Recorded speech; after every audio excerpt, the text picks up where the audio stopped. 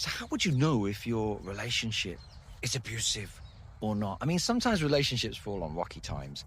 Sometimes you might be dating someone, you might be married to someone who they're just going through a difficult period.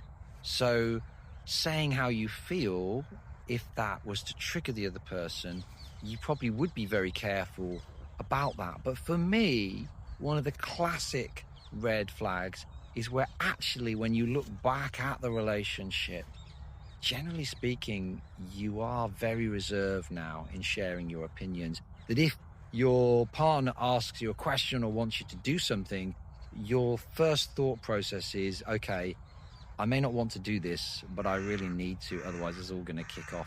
I won't say that because otherwise it will all kick off. You are primed to look for all the triggers that could occur each day.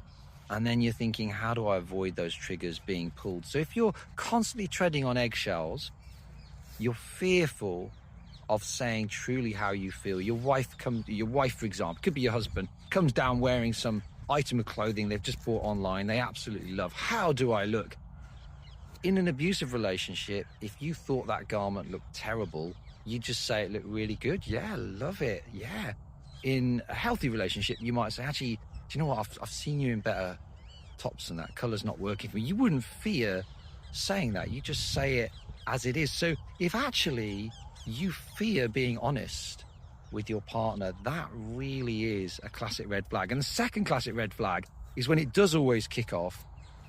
If it's always your fault, it's a classic red flag. It can't always be your fault.